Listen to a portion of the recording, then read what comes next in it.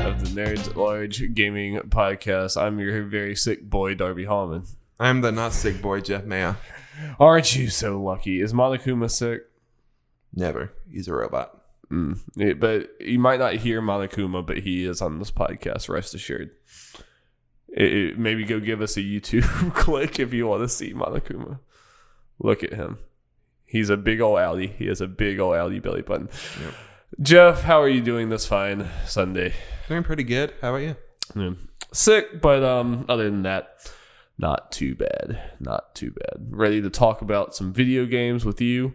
Yeah. We have quite a few games that we have been playing.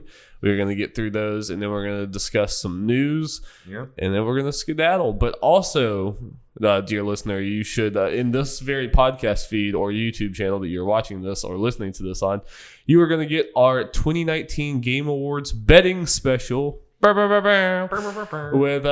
Jeff as Game Master, me, Jacob Hamill, and Will Outlaw as contestants, all battling against each other. There are punishments on the line. You'll have to watch the video or listen to the podcast to find out what those are. But that's going to be a fun time. And then this Thursday, December whatever. What is it? 12th. December 12th. The actual Game Awards are happening, and you can watch us react to it at twitch.tv/Nerds at Large Gaming, and is that 8 p.m. Eastern time that starts? It's 8:30 for the pre-show, but we'll probably go live a little early. Well, okay. Darby, got bad news. 332. Forgot to anyone listening, Jeff always he times the podcast, but then he very often forgets to stop the timer, so it ends up going for. Well, this time I forgot to start it, so it was 2 weeks. Yeah. You forgot to start it this time. Yeah, that is bad for my timestamps. We'll start it right. Hold on. Now, and I'll add 3 minutes and 50 seconds onto the end of whatever you do. Let me just put that in the doc. I apologize, Darby. Yeah. All right. I failed you once again. I put it as a header on the doc. Whatever. Oh, well. Whatever. It's there. It works. Jeff, let's stop wasting time and get into some video games. What is your first sacrifice?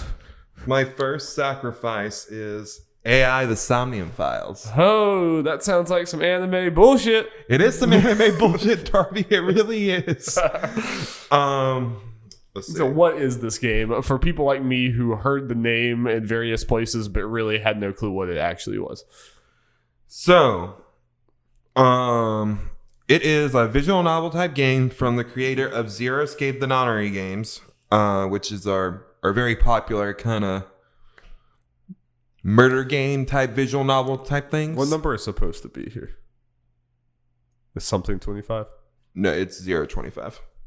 I was just okay, whatever. Go ahead. Yeah, go ahead. Yeah. Go ahead. And in this game, you are following, detective dude named Date, and he has a very special eye. Wait, his name's Dante. Date. It's spelled date, but still Date. Ooh, fancy boy. It's funny because they've said date in the game and Date in the same sentence, so it reads the same. But oh boy, I mean, good thing is about this game compared to Danganronpa and some other ones is it's all fully voice acted. That's good. That's it. Voice acting, I mean, it's not spectacular, amazing, but for these type of games and the anime stuff, very solid voice acting. That's good. I think it also helps that there aren't too many characters they introduce in this thing, so there are a million side characters that have awful voice acting. There are some of those. There are a couple random goons whose voice acting is not as good as the main characters, which whatever. Yeah. But it's not offensively bad like a lot of these games can be. Even the good ones. Well, even the side characters, even the ones that's just not great. I mean, they're not there enough for me to care.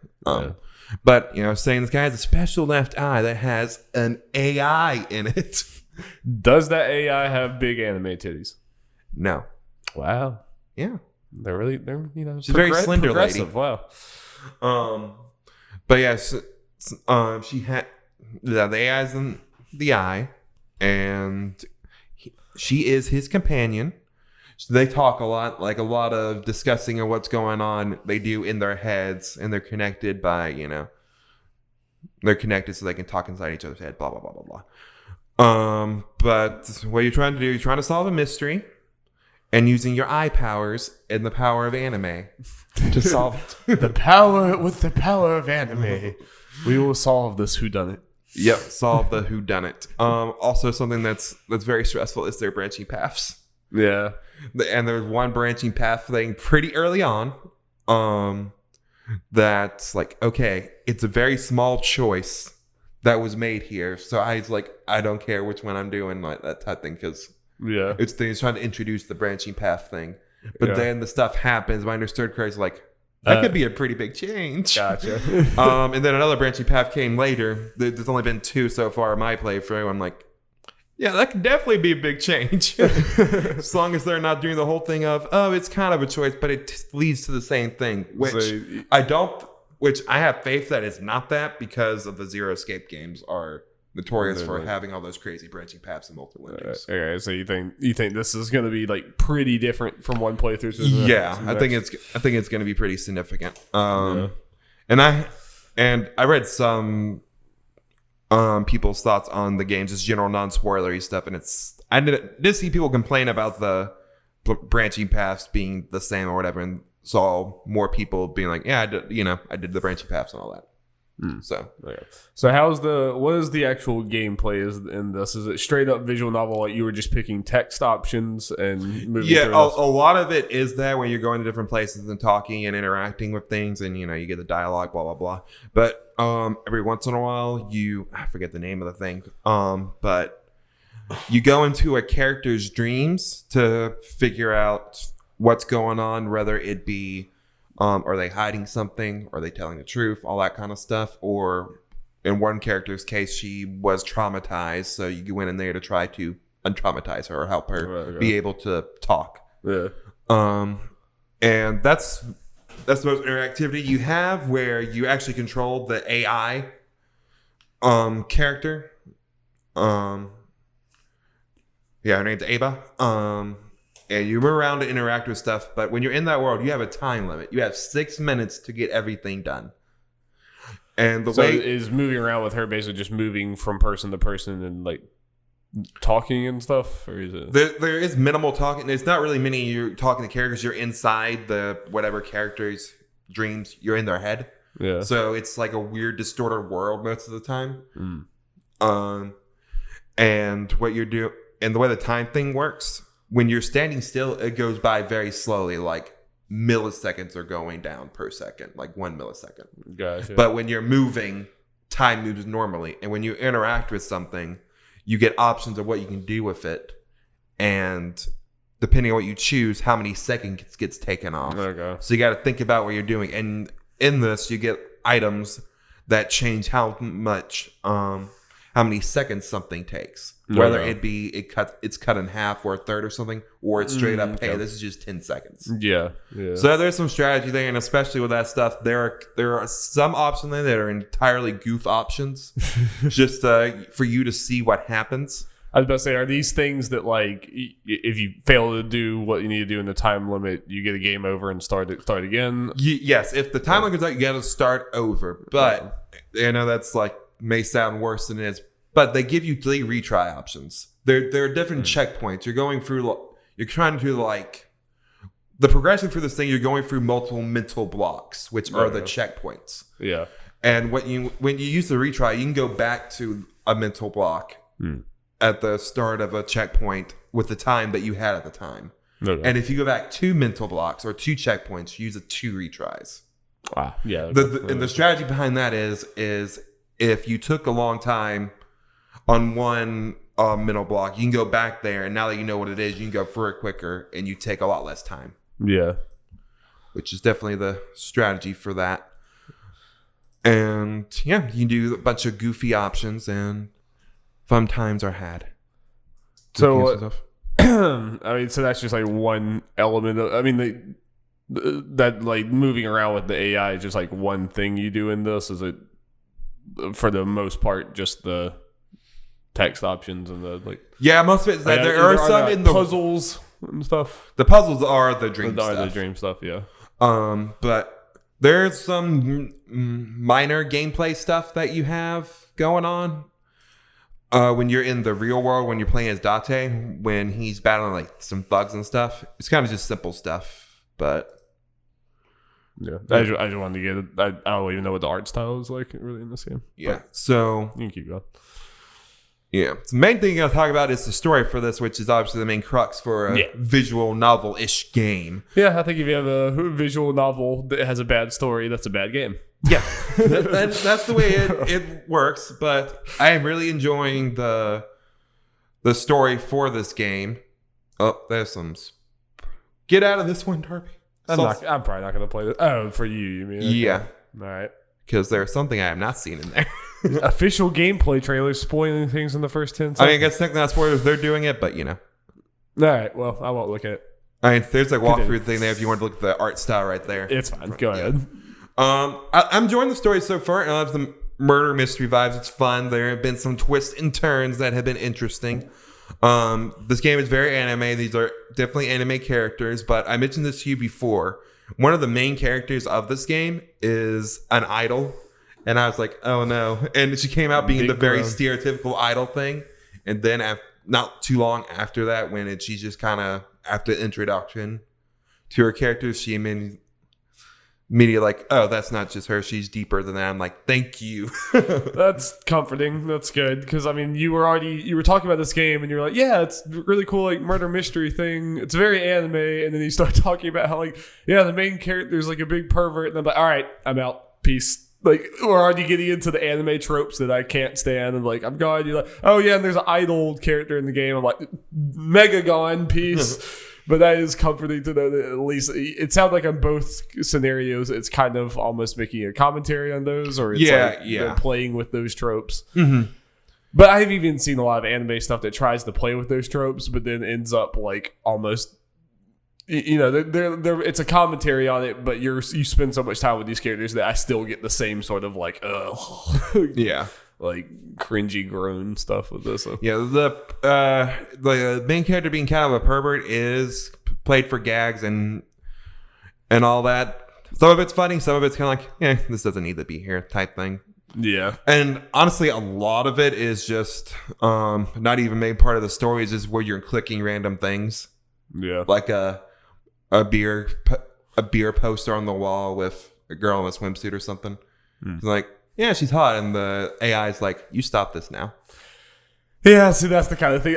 This is a me problem. I'm just so picky when it comes to anime stuff, and I don't know, the anime tropes get to me more than almost any other trope. Like the character is just obsessed with food. The character that's a pervert, and it's like, oh, stop it, whatever. That stuff just like I cannot stand. It drives me crazy. I hate it so much. Yeah, I know. I'm not saying this is a game for you anyway, but it's not as bad as I'm making it sound or whatever. It's not as prevalent or any of that. Yeah, that's good. Like, for people who are in the baseline area, it's not like a Master Roshi thing where that is like his character. And there's a whole thing where Master Roshi's training to beat his pervertness. Yeah, that's definitely a thing in Japanese storytelling. It seems like a lot of times they like take a character and it's like, you are this and you are only this. So we're going to focus, you are this one note character and we're going to drive that one note into the ground. And that kind of stuff bothers me. But like, there are definitely times where that's not the case. Like Persona 5 is one that like flirts with those tropes, but then also is like, oh, you peel it back. It's like, oh, okay, this is actually like, we're deconstructing this trope. Where like even An kind of seems like prissy model lady or whatever, but when you get into like more of her story with like her friend and everything, it's like, oh, okay, there's like you're kind of seeing the like impact of that lifestyle and these other things, so it makes it interesting. So yeah, it can be. There's some of the ways it goes extreme anime. Like there's a 12-year-old girl who can bench press like, I don't know, 300 pounds, and she's actually 1,000 years old. No, she's just straight up 12 years old. And she can beat up a bunch of guys with guns with a metal pipe. Of course. It's like, didn't expect that. But this game was going to be relatively more grounded, but okay, we're going full anime. Nice. So you recommend? I recommend it for people who are people that people who are into the kind of the zero escape tile kind of games. It's, I wouldn't say necessarily made this game may be as strong or the exact thing if you're looking for a Zero Escape style game. Not the exact same thing, but it is definitely a fun time. And so far, they're doing some very interesting things. I've only done 3 of the whole, going to the people's dream thing. And they're already doing some interesting things. Like, I'll just go ahead and say this to maybe get people. In one of the dreams, you're going into the idol character's head where she's also a streamer and all that. So she's into a version of Minecraft in the game. It's a Minecraft world. Like the AI, instead of her normal model, becomes a Minecraft character. Okay, that's interesting. Yeah. And you got to craft stuff and all that. Okay. That's like also Persona vibes. It's like we're gonna like make this whole world based around this character, and you kind of like seeing deeper. Yeah. The whole dream thing is pretty much like a palace. Yeah, that's cool. That's cool. I definitely like that. No, yeah. I imagine we'll be talking about this again some other time, right? Because 100%. I'm like 8 to 10 hours in or something like that. Okay, how long is it? I'm not. Can't remember how long, and it'll depend how much of the stuff I branching paths go back and do. Yeah, obviously. Yeah. All right. Sounds good. Well, let's move on because we got a lot of games to get to. We do. I don't know how much you've played of this next one, but I'm excited. I'm excited to talk to you about it. Okay, and I want to kind of play it with you. Yeah, so maybe we can start playing it, but I'll get to that. Luigi's Mansion 3, Darby. I have started it. I am, I don't know, hour and a half, 2 hours in, something like that. Okay. That's the max. But Darby, this game is charming as hell and it fun looks as charming hell. as hell, and it looks fun as hell. Like, it kind of has more character stuff than I thought it did. I can't remember if the original Luigi's Mansion had. Before you start, how good does it feel to suck up people in that vacuum cleaner? Because it looks like it feels pretty good. Though I will say it feels pretty good. The controls can be a little wonky. Yeah, that's what I've heard. It can be hard to aim a certain direction. Because there are times I'm trying to get a ghost with like my flashlight to stun him so I can suck it up in, but it's not really going the way I want it to. Yeah. And as you just said, I am not the only one who's having that problem. No, that's been like one of the central complaints I've heard everyone say. Yeah, but it doesn't really take that much away from how fun of a game, how charming it is. I'm so glad they've continued to do this. They made Luigi his own character. They made him a fun, charming character. Yeah. Compared to Mario, which even in this game, he's just kind of, he's Mario. Yeah. Because the game starts out with you, Mario, Peach, and a bunch of Toads going to a hotel because you won something or something like that. You were invited or something. And then it turns out, oh no, the hotel owner is a ghost. Don't you? I hate that. And trapped everyone else but Luigi into painting. So Luigi has to save the day. That's nice. Yeah. Yeah. And I forget his name. You have a little ghost dog companion. A ghost what? Ghost dog. Ghost dog. It's from previous games. But yeah, I did see. I only know about that because of the Can You Pet the Dog Twitter account. Yeah. Said you can pet the ghost dog. Yeah, of course. Yeah.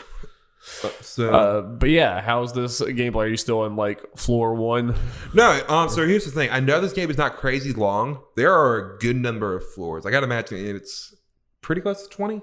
So okay. Or something like that. And I feel like the highest I've ever heard someone say the floor of is like 8. So yeah, I want to say between 15 and 20. But because you go to the way you progress in this game is you go to floors through the elevator and there are buttons there, and you collect the buttons to add on there so you can unlock floors. Yeah, and you can see all the slots, so you can count how many floors there are. Okay. And of course, different floors will do they skip 13 like a lot of hotels do? I haven't. I'm not that far. That'd be funny.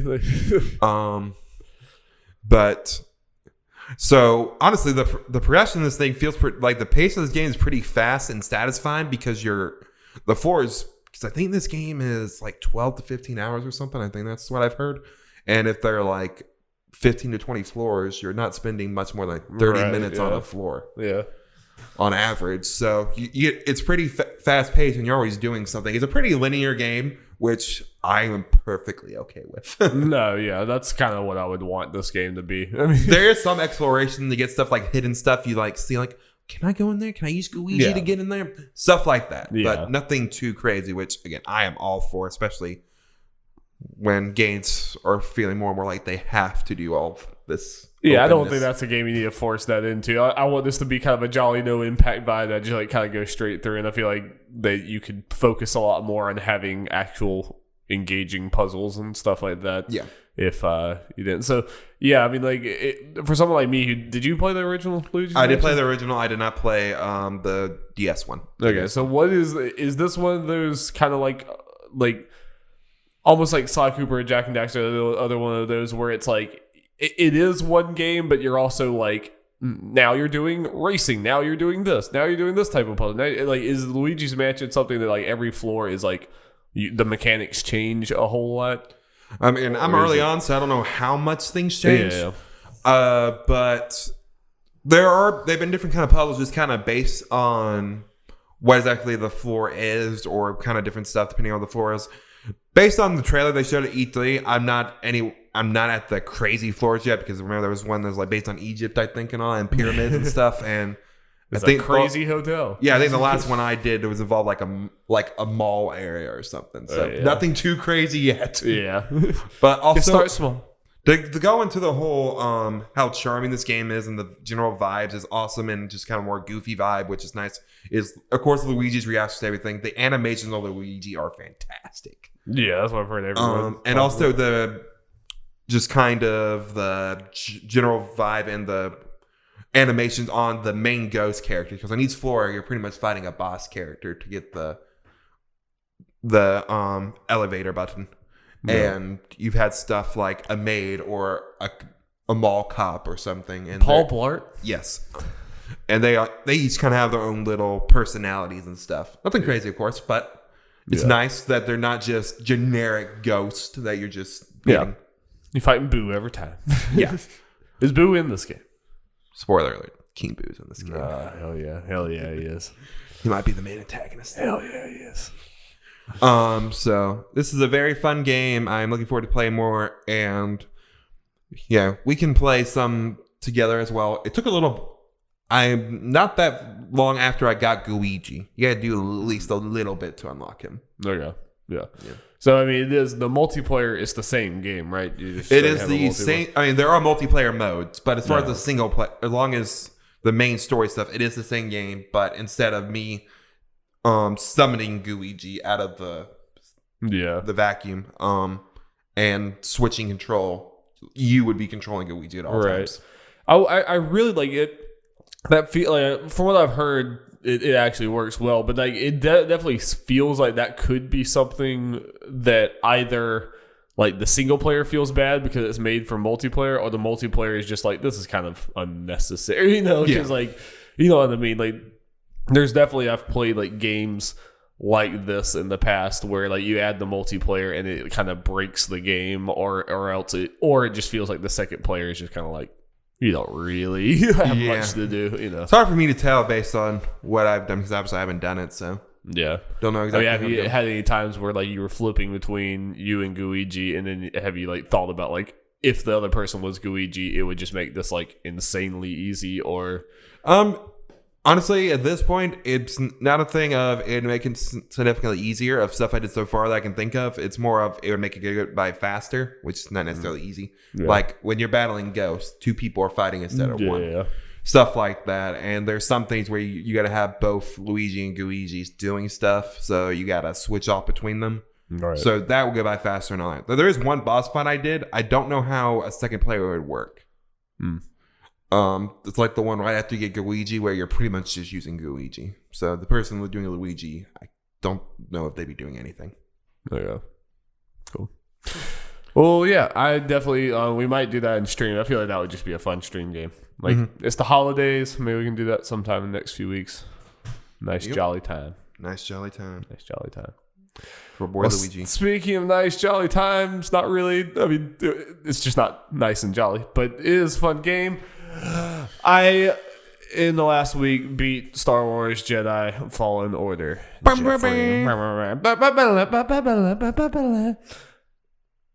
it's pretty good. It's okay. It's definitely a disappointing game in just the sense of I think what it was trying to do, and the developer it has, like, Respawn's been knocking it out of the park left and right recently. I think this game could be far better than it is. I just want to say real quick. Yeah, good. I kind of hate it for you. It seems like every new game you play besides Bothers You this year, you say this was disappointing in some way. Even Mortal Kombat 11, you're like, the story mode was disappointing. Yeah, I didn't like the story mode very much exactly. at all. Yeah, you're right. I was about to say Mortal Kombat 11, but you were right. I mean, I was prepared for that. That was the least important part of Mortal Kombat 11 to me. But you're right. Yeah, no, it's been a rough year for Darby games. At least, I mean, this is way different than like Metro Exodus, which I just actively disliked and was having anti-fun. So Darby, what you're saying is Luigi's Mansion 3, your game of the year. This is my game of the year. Just hearing you talk about it, that's enough. I've heard enough. Yeah. I mean, honestly, just before we get into stars, when I get done with it or whatever, if you want to just borrow it, play on your own, depending on what we're doing, go for it. It looks like fun, yeah. But I want to try to beat Devil May Cry 5 before the end of the year so I can talk about that. But Jedi Fallen Order. This is, like I said, I don't want this to... This is going to sound like pretty negative as I'm talking about it. I enjoyed the game. It was a fun game, and I think there are elements of this that were like perfect single-player video game Star Wars. Like, there are like... I'm not going to spoil it. You're not going to care about me spoiling this. So at the end of this conversation, I probably am going to go into spoilers, but just use the timestamp. I probably already know the main spoilers. Yeah. But for people listening right now, I'm not going to be spoilers, but I'll let you know when I get into them. But the beginning and the end of this game are like almost perfect. They're just phenomenal. Like it's the high energy action, and the storytelling is really good. You care about the characters. They handle the Star Warsiness about it as well as the new things they're introducing like perfectly in those sections. Unfortunately, the whole middle part of the game kind of meanders a lot. There's a lot of just, the combat is cool at first, but it certainly gets kind of repetitive, and it starts to get to the point where I'm getting new abilities, but I don't really care about using them because they're very similar to the ones I already had, or they don't work as well. You just kind of get into the same monotonous pace with it, and at some point it's just like, all right, they're just like sending stormtroopers and different people at me over and over again, and then when you get to a save point, they all respawn back, so then you're retreading ground, fighting the same enemies again. And I mean, part of this is just I'm not into the Souls type of thing like this, but also part of it is I don't think the combat was engaging enough and well made enough to carry you through the sheer amount of combat that you have to have, if that makes sense. And then like I said, every part of this game is like slightly not as good as it should be. The platforming also gets kind of repetitive. Like every single world has the same slide, rope, slide, wall climb, jump up on this thing. Like it just has a different color palette, but you're doing the exact same like traversal stuff in every world. And it's a little immersion breaking because it's just like, oh, here's this conveniently placed slide thing, which is kind of a bummer. And then the other major part of it, the story, I think the base story that they're telling is really good. And I didn't really think that in the middle of this game. I was like, I don't really know. The story is not like, it's kind of losing me, but the end of this game is phenomenal. But it's one of those things, like, I think they were trying to tell an Uncharted-like story, but Uncharted moves almost like a movie, where it's, there's gameplay, then cutscene, and like the story feels like you're progressing in a good pace for what it's telling. In this one, you'll have a story block, but then you'll have like 3 hours of gameplay of just like, you're chopping random enemies, and you kind of forget what you're doing. It's not very clear, and there's like very, very minimal story. And it's like, oh, here's a bunch of story. We gotta catch up. And then, oh, here's another like giant block. And it really just kind of kills it. And like, it is impressive that by the end of this game, I actually did care about these characters, and like I felt things at the end. But I felt like 50% of that character development all came in the last few hours. It's just like, the whole middle part of this game is just kind of drones on, and that's disappointing because this game this game could have been a lot better. If it just, I think obviously this game was super, super rushed. I think if it, we've talked about like one of those things I can't remember if we said on the podcast. We probably have, but I do feel like it might have been rushed to be out before the Star Wars movie. I think that's pretty clear. I mean, we don't have any like sources saying that, but I think the thing with all the bugs and all that at the very least. Because I've talked about the bugs a lot in the last few weeks. I'll talk about it again today, but when you're playing this game, it feels unfinished. Mm-hmm. So that seems the clear reason why. Yeah, it's just so weird hearing you talk about it. I know other people talk about the bugs, but you seem a lot more critical with the whole bugs than the general gaming population. It feels like in the media people we follow. It certainly feels like other games have had these type of bugs and been eaten alive by the press, whereas like people talking about this being like a game of the year contender is kind of crazy to me. I mean, I enjoy it, but because the bugs are not just like, oh, there's a little like framiness, but it doesn't detract from the experience. Like I had to restart this game like 6 times, I think. At least you didn't have to actually restart the whole game. Which some people have. Some people have had way worse bugs than me. But it got to the point where I was playing with my sister and we were just kind of laughing about it because like I knew like you kind of lost trust with the game. Like I knew if I did something too weird in the environment, it's gonna break. Mm-hmm. Like there was this thing that like you could climb on the end of it. You had to like force pull it so it went out like this, and you had to jump on it and climb it fast enough or it would close. I was inside of it and it closed in on me and it just like pushed me right outside of the map. And then I just went like falling and then I landed like on nothing below the map and I was just running around here. I'm like, oh, and I finally found a way to kill myself and then I spawned still outside of the map. That type of stuff happened constantly where I just like glitched through the map. And I'm like, yep, I know if I don't stay on their like centralized path, if I try to jump in this weird area, I'm going to break the game. You just know that you're going to break the game. It happens that often to where it's like, I better just stay on the path, which is pretty bad. Yeah. That's pretty bad. So yeah, it is a very conflicting game for me. It's not a game I'm going to honestly be talking about very much. Like it's not a game that's going to stick with me. Like there are a few moments that will. Mm-hmm. But as an overall experience, like the story was kind of minimal because of how little time they could devote to it, and it just like the ending was nice, but it's like I really feel like I wish this was earned more than it was. So yeah, I definitely feel like this is gonna have a sequel. It sold very well because this was a great time for the game to come out. It needed to be finished. I think the sequel to this could be actually really good.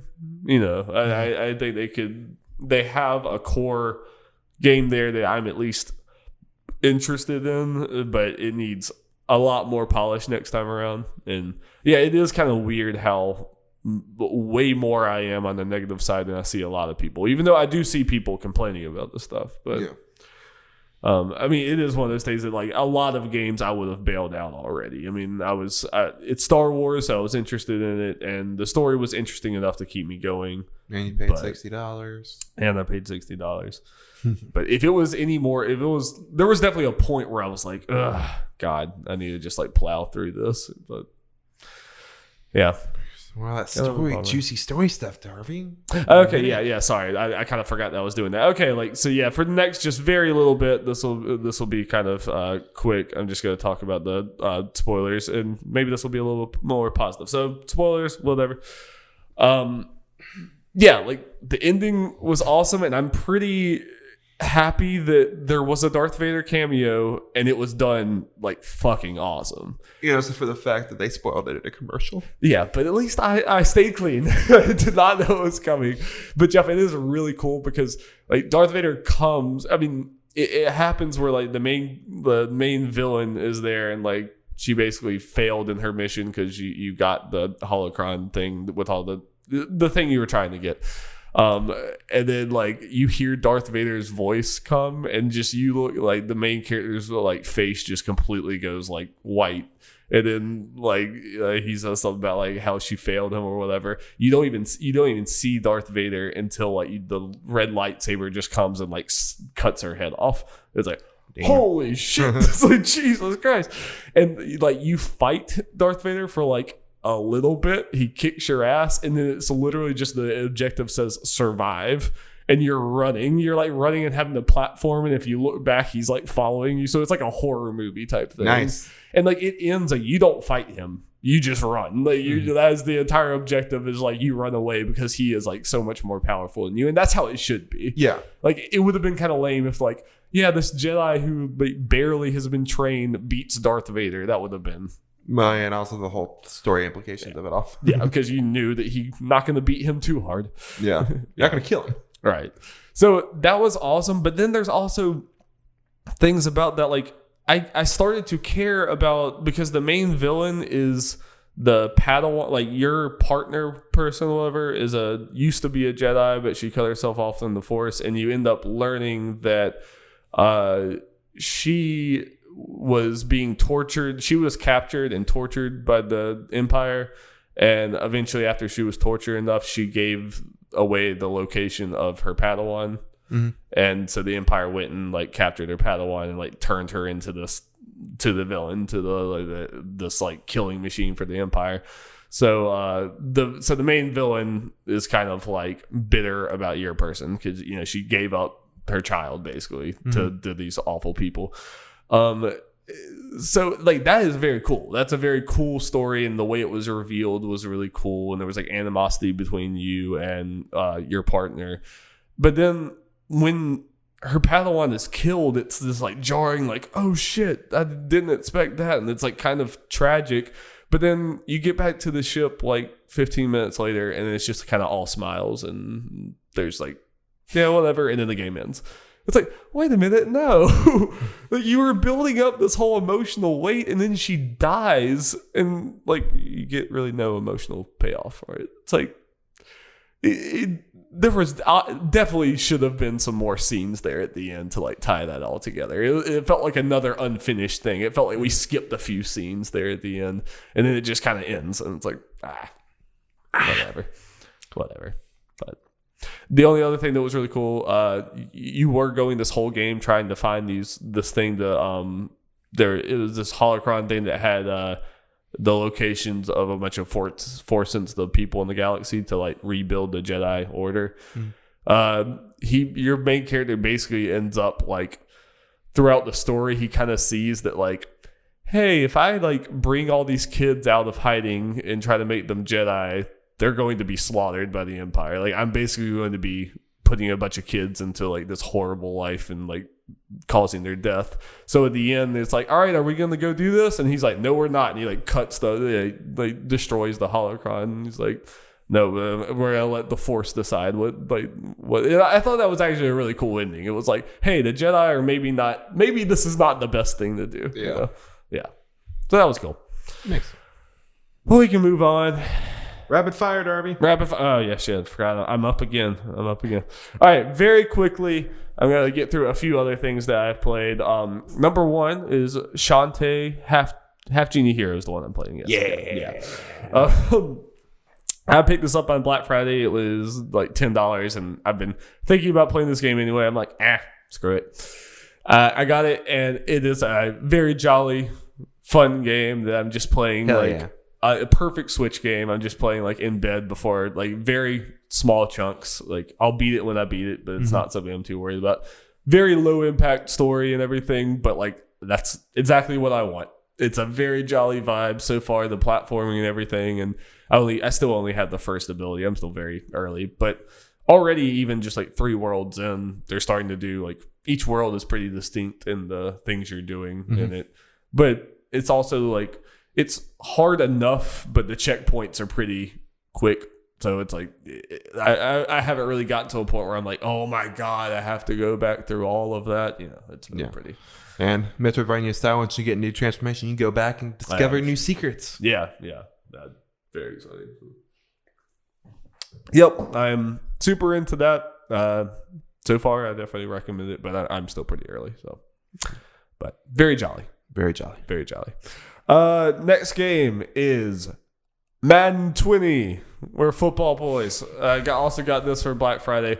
I haven't had a Madden game in like 5 iterations, I think. It's one of those that I can't justify getting every year because it just doesn't change enough. But it's fun to have one just in the house. I don't think there's too much remarkable about, like, not a whole lot has changed gameplay wise since I last played Madden, because just Madden rarely does change. But the one thing I do want to talk about that was really cool to me is when I was playing it, I would just you can choose like any random matchup, and the commentators are like talking as if it's this year and this week in the NFL. Like they reference like, oh yeah, the Cardinals last game, they really struggled in this or whatever, like actual details. But yeah, we were playing last night and they were referencing the current like Falcons or whatever team we were playing as a record and all that, where they are in the division and all that. Oh, and they were like, let's look at the current playoff picture. And they pull it up and it's the actual playoff picture this week. And I've done that with a bunch of different matchups, and they have new lines, like an entire game's worth of new lines for every team for every week. Mm-hmm. That's a lot. Yeah. They have to go in there and actually record these lines. Like that's a lot more effort than they even probably have to do, and definitely a lot more effort than they ever did in the past. Yeah, there are definitely some kind of generic things that aren't specific to your teams they talked about in the games, but that is perfectly fine considering even that stuff up today is like, you don't have to go through all this effort, but it's great that you are. Right, yeah. I mean, and the generic lines are definitely like less than half. Like most of the lines were like relevant stuff. Yeah. It definitely didn't. Oh, yeah. So that's honestly it's weird, but that's the thing I'm most impressed by because it's Madden. You know what you're getting. Yeah. Honestly, you don't want them to try too many weird things because it ends up breaking the game. Or characters' faces could be a little better. Yeah. Yeah. The models. It's weird. Like at times the models look really good, but if you get too close into them, it's like, yeah, you do a little better with the money you're making. Maybe. But other than that, it's Madden. Well, since we're on the football thing, Darby, we got the final college football playoff rankings. Spicy. Let's get on the podcast. 4 Oklahoma, 3 Clemson, 2 Ohio State, 1 LSU. It happened. Not really that surprising. It happened, yeah. I'm predicting LSU Clemson national championship. Wait, what? I'm predicting an LSU Clemson national championship. Clemson fans might be butthurt right now. And I hope LSU wins. Anyway. Mortal Kombat? Yeah, let's move on to Mortal Kombat. Mortal Kombat. Also, I can't believe Scorpion's going to be in Smash in a couple days. I know, man. The game that's not playable in Japan. That was not at all. Yeah, so the Maximilian dude's dream of Sub-Zero or in Smash is not going to happen. That's funny. Is it because it's too violent? I think so, yeah. And then that changes things. They censor our violent games. We censor their sex games. Yep. The world moves on.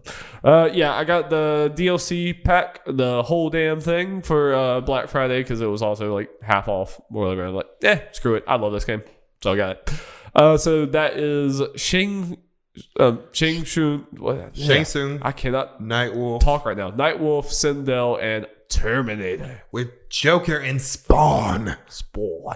To be released. Yeah, Joker and Spawn are not here yet. So those 4 characters I've tried. I definitely like them a lot. They definitely fit in the game. They have the same level of polish as all the other characters. They all feel good to play. They all have pretty different styles. Like I'm not very big on Shang Tsung. As someone who I haven't put that much time on just seeing trailers and stuff, I'm glad I like the changes I saw for Sindel to make her more stand out. Like going more with her hair stuff and the whole ghoul thing with the ghost lady.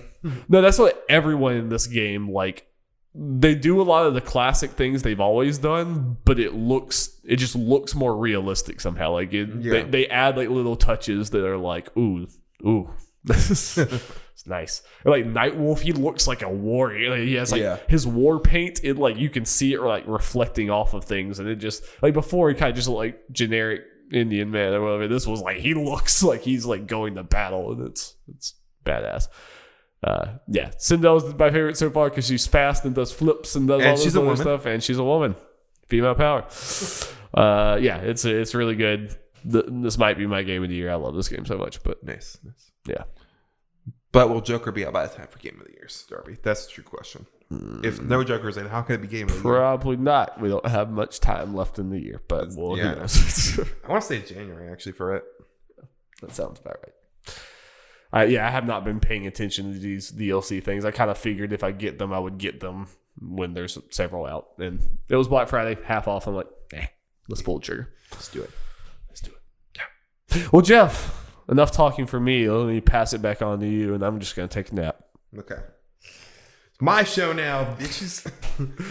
Okay, so I beat a couple games since our last podcast 2 weeks ago. That's illegal.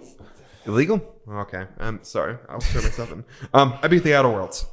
Hey. It is done. I had those credits on that game. You've seen all the worlds.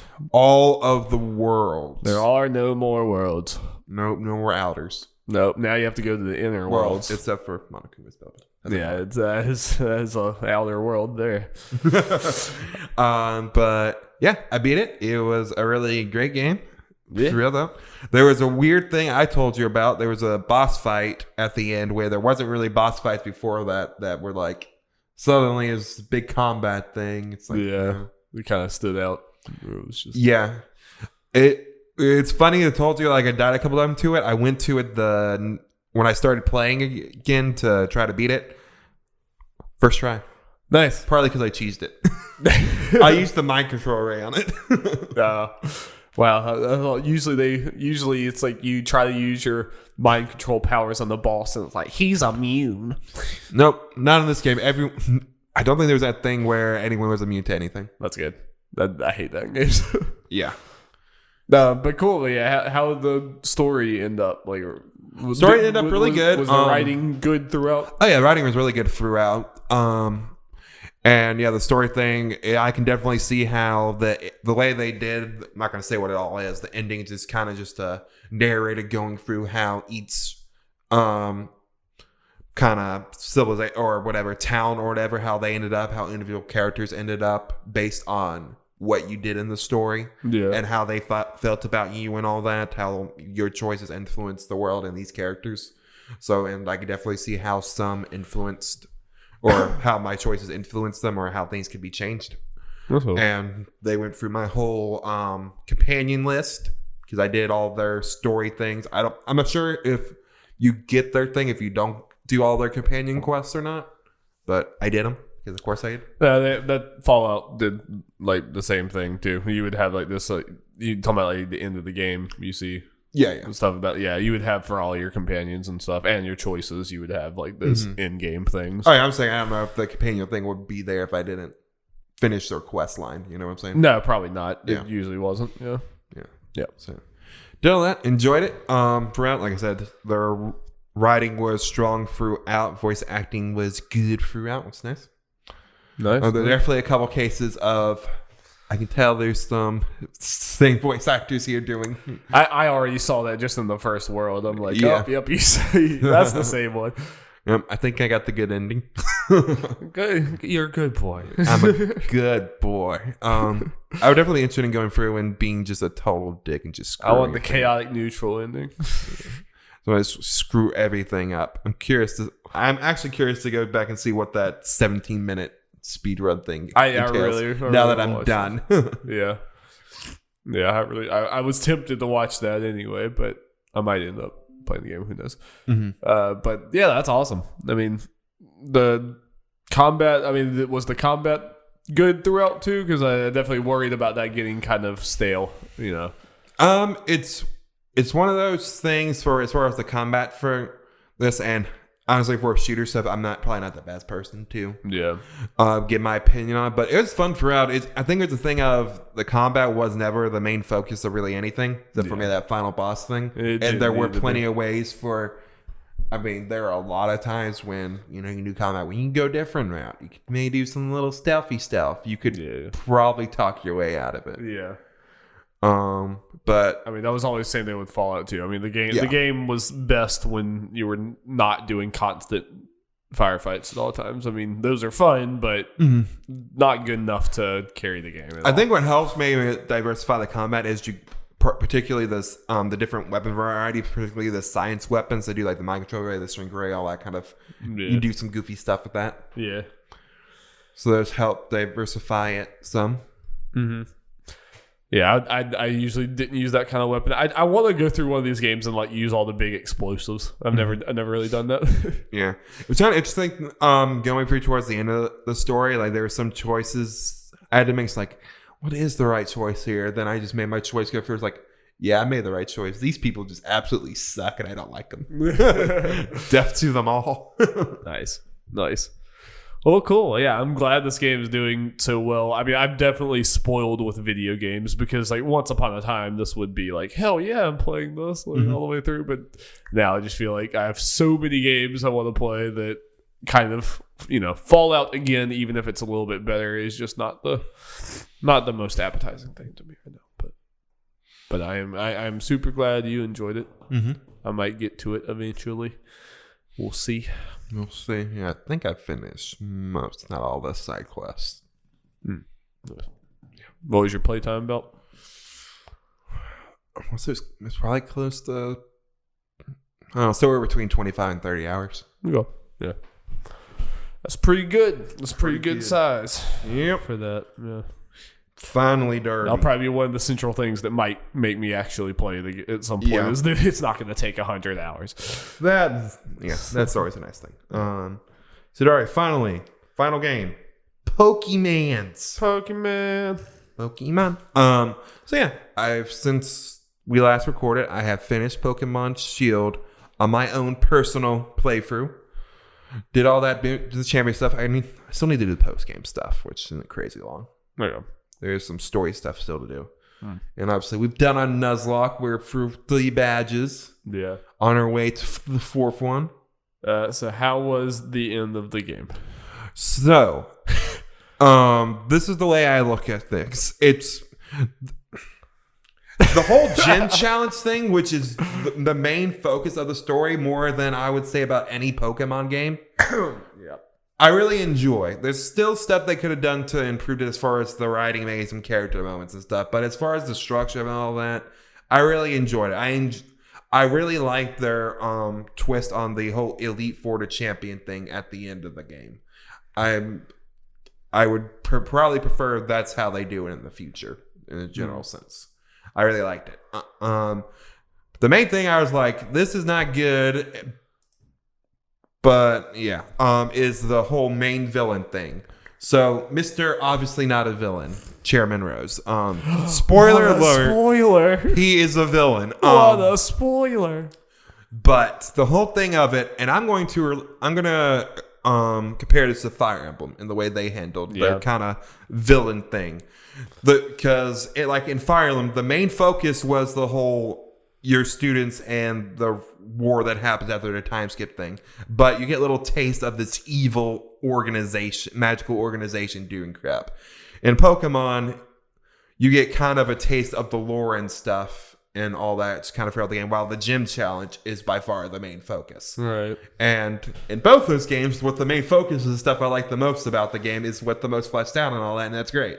But for some reason, in both these games, they decide to literally right before the final thing for both games, decide out of nowhere to do the whole, hey, here's the evil villain thing or whatever, these bad guys we've been hinting at. That are so generic and not fleshed out. Yes. Where in Fire Emblem, it was just one map and then they're done. And in Pokemon, it's just like one little thing and then you're done and it's just done. It's like, this didn't need to be here. It screams like in both games that they just felt like they needed to put this stuff in. Like the game is not like people are gonna complain that it's anticlimactic if there's not some crazy world-ending evil force. Even with Pokemon, I don't necessarily think it's the whole end of the world. I think it might be part of it, but it's the whole thing of we need 2 legendaries, and at this point, we need them to be entwined into the story. Yeah, I think both of these games are kind of held back by tradition.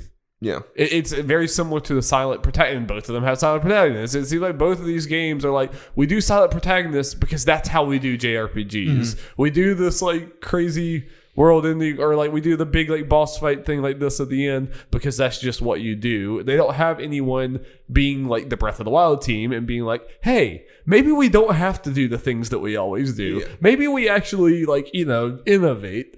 That's why Breath of the Wild is just such a godsend from a Nintendo studio and stuff like this, is because there's not enough people over there saying like, hey, why, we don't hey, I know you're already working on that because that's what we always do. Maybe stop. Maybe let's actually like rethink. Well, even in Pokemon, I think it's worse than Fire Emblem, because in Fire Emblem there's just so much stuff going on. Honestly, it's so much more interesting. I didn't even beat the game, and I can already tell like that's way more interesting. Like, well, even in Fire Emblem, like, it's kind of spoiler because you were past the time skip. It's literally the stuff pre-time skip is all there is until really that part at the end of the game. Like, so you're going through pretty much half the game without it being mentioned. Maybe a little stuff in the background. Yeah. But yeah. And then in Fire Emblem, it's like that stuff didn't even need to be there. The stuff that's happened that actually influenced the main part of the story in those sections could have just happened. Yeah. Like when they're removed, it'd be fine or something. We're like, yeah. But anyway, back to Pokemon. It didn't need to be there and all that stuff. I felt it felt like it needed to be there just so they have a story and so they can insert the lore part in there, because honestly, if you take that stuff out, then a lot of the lore stuff with Sonya, as you've seen, doesn't have much of a purpose beyond that stuff. But even then, it's like, and the lore stuff's fine and cool and all that stuff. I like giving, all this context and stuff in the region and all that. But then when the main thing that's happening just happens, like, I'm just gonna go ahead and spoil it because it's a damn Pokemon game. Yeah. I mean, if you're really worried, use the timestamps. Yeah. There's all that really happens is you do a little stuff, and then right before the champion battle, the Chairman Rose is doing right before the champion battle goes on the big screen or whatever. And it's like, hey, the world's ending, like could be destroyed in 1,000 years because of like global warming type crap. But we need to do something about it right now. We can't waste one day doing this whole champion stuff. So I'm going to pretty much destroy the Galar region now or something to save it later or some bull crap. It's dumb. That's not a man exactly how it's go, but I didn't really care. And then like with very little explanation for it, I knew this Pokemon was coming. You go up there and there's this giant dragon thing that's like supposed to bring the end or do all these evil plans and stuff, and it's just like this thing just came out of nowhere.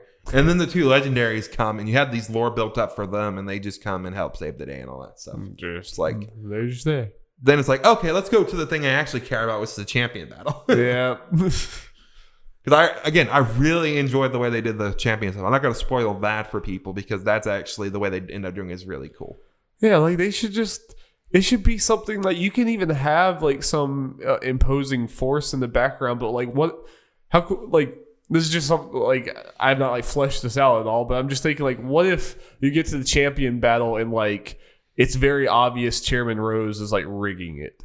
Yeah. He's like attacking or he's like D-level or doing something to your Pokemon. He's like messing with your Pokemon to force you to lose. And like it ends up being like there's this whole conspiracy or something with the champion to like bring you down, even though you could like, and then you had to like unravel that. It was a pretty common theory that potentially that Leon the champion wasn't actually that good, and yeah, it was being rigged or something, but Leon didn't know about it because Leon was obviously a good guy and was like, that could have been cool, but I'm also okay with he actually is really that good. Yeah, but like something like that to like there is like something fishy going on, but it's actually kind of tied to this more grounded like champion thing or whatever. Like I think that sounds so much better. That sounds so much cooler. Yeah.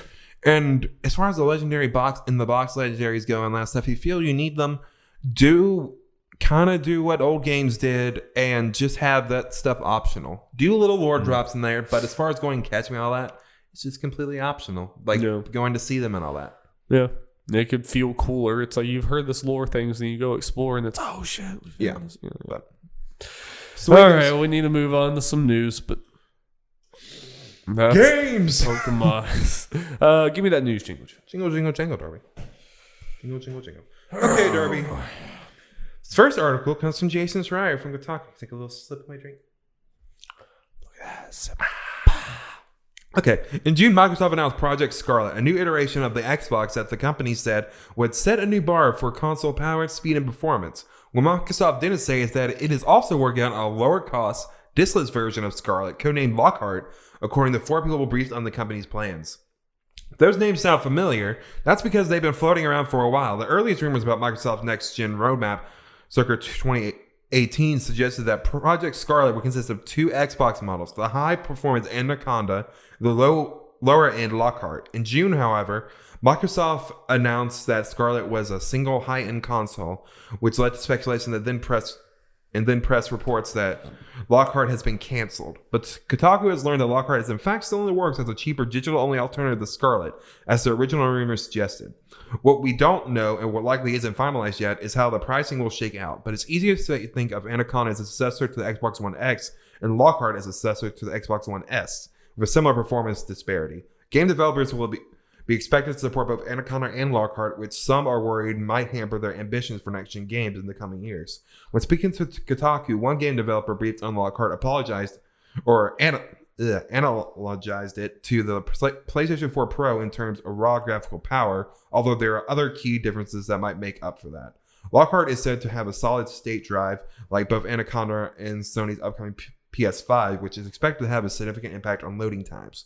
Developers briefed on Lockhart also say it has a faster CPU than any current video game console, which would allow for higher frame rates, although there are other factors that might not become clear until the console is completely finalized, such as clock speed and cooling. Yeah, so I mean, this honestly isn't the most surprising to me because we just heard so many rumors about the 2 console thing from very people who know their shit. Like Jason. Yeah, like Jason. It at least felt like at the very least this was the plan at one time. Oh yeah, 100%. I don't think anyone would argue against that. Even before this, that was the plan. Maybe it was scrapped or whatever. Yeah, but then it seems like it wasn't. They're just, I guess Xbox is not wanting to muddy the messaging too much by 2 consoles at once. I guess they wanted to announce one and then the other, but.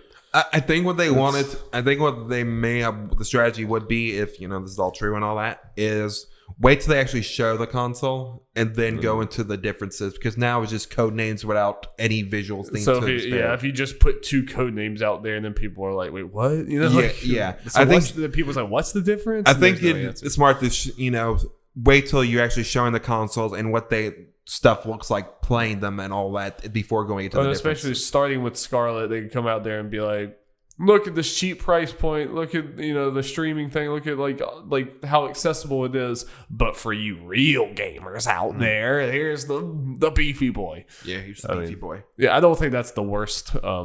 Yeah, some people are really disappointed by this. I'm like, I feel like this is one of those things where I get people are maybe afraid about the power thing. Yeah, go ahead. But this is one of those things of options are good. Yes, but I do so shelving the conversation or putting away the conversation about I think the way they did this was fine. The only thing that I worry about with this, and it really, I'm not saying that this is definitely going to be a problem, because we kind of already live in this universe with the PS4 Pro and the Xbox One X. But I definitely do worry in the long run that developers are going to kind of feel hampered by the 2 different SKUs with this, because at least right now they program for the normal consoles or whatever and it goes. But now, and even right at first, making a game for Scarlet and Lockhart will probably be fine, but 10 years from now or 6 years from now, whatever, when we're deep into the console generation, we'll start to get to the point where either developers are having to downsize their games from what it could be on Lockhart to make sense on Scarlet, or on Scarlet you get a worse experience, because we honestly are kind of starting to see that now. Most of the people I saw reviewing Jedi Fallen Order, and when I would see their gameplay, I'm like, that looks a lot better than what I'm playing. And they had a lot less bugs and everything. And then I see other people playing on base PS4s like me, and it's getting the exact same problems. Yeah, and they're these bugs are really bad. The textures are pretty bad. The frame rate was, I didn't even talk about that in Fallen Order, dropped constantly. So we're already starting to see the base PS4 models are getting a worse experience. And like that's kind of what happens when you have the modular things. That's what separates console from PC, and that's what makes consoles so like much simpler, is that everyone's on the same playing field, and this might even further like complicate that problem. It might. I mean, I just don't imagine it being much different than, like you said, what we have now as far as the differences between the two. So obviously, this is going to be as strong and not stronger than what the X and Pro are doing. Yeah, but games are also going to get bigger and bigger and more complex. But I imagine what's going to happen is because, the Xbox, both Sony and Microsoft in particular, aren't afraid of releasing new SKUs. So what would probably happen at some point is a Scarlet Pro, and then but that makes it even worse, because then you have like games get better because you have the Scarlet Pro, but then you still have a lot of people playing Scarlet. Like that'd be like if they announced a Pro for PS4. That means my games are. That's what they're going to do, because once they get things more powerful, like they did with the X and Pro, they're going to release those. Yeah, they probably will, and I'm saying that it's probably not a good thing. That's what we're talking about here. That's the conversation we're having here, is like whether that's a good thing or not. And I think there's definitely a chance it might not be a good thing. I'm not saying they're not going to do that. I think they are going to do that. I think it might be a bad step for the industry. It could be. I mean, I don't know 100% what's going to happen. I don't think we're like guaranteed for this to be bad, but it does make it more complicated. And I mean, developers probably hate this news. They absolutely despise this news, because it just makes their already complicated job that much more complicated when there's multiple SKUs. And at some point it just gets to where like, I'll just buy a PC. I'll just get a really nice gaming PC, and I guess it sucks because of exclusives, but at some point when there's so many SKUs of consoles, it just kind of gets pointless. And it's like, all right, well, this is not simple anymore. I'm going to play the PC, which, it's not simple either, but at least it's one thing. I was like, people maybe overreact in the moment until we see what this stuff all is. Yeah, I'm not saying the sky is falling, but I think it's worth talking about. I think it's worth talking about, that like, yeah, it could absolutely complicate things potentially. If Scarlet almost goes like the Google Stadia route, where like you are streaming to basically a super high-end PC, and if that works well, then it's kind of like, even if you have a Scarlet, you can play on good specs like a Lockhart, but you have to have the internet connection. It's the same problem that Stadia has right now. Because I think we still assume that Scarlet's going to have some streaming, like it's going to have some streaming focus, but that was right, with xCloud, yeah. I mean, so that's some way to bridge that gap, is you're streaming, so it kind of doesn't matter how bad your hardware is, because you're streaming to something else. But yeah, I mean, do you just not think that there's any chance that this complicates things like that? It might. I mean, but because like I said, we are starting to see that the base PS4 is like suffering in comparison to the Pro. It's not like astronomical, but yeah, I mean, I've seen people talk about, like they said, talk about Jedi Fallen Order on PS4 Pro, and it sounds like they're playing a different game almost. And when I look at their footage, I'm like, yep, that looks way better. It looks like it just runs and works, whereas mine doesn't. And yeah, that's not cool. That's not great. So yeah. Well, I guess before we go on, we can talk about the whole fact that this is going to be like a digital only thing, and diskless and all that. I feel like the smart thing with a lower price point is for them to do, and this feels like something Microsoft would do, because they're very generous with their Game Pass deals. Have this bundle with a Game Pass. So you just get it for like 5 cents a day or something. Yeah, like I'm doing now. Hopefully they don't take that away from me. Please, Papa Spencer.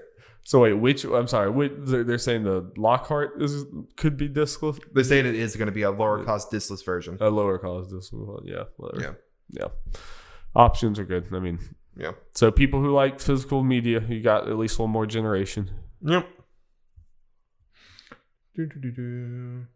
Okay, next thing, we're going to do a story. We're not probably going to discuss it that much. I'm just probably going to read it because it's an update to something we previously talked about, and it's important. Yep. Okay, this comes from Sam Dean from the LA Times. Riot Games agreed to pay out at least $10 million to women who worked at the company in the last 5 years as part of a settlement in a class action lawsuit over alleged gender discrimination, according to court documents filed Monday.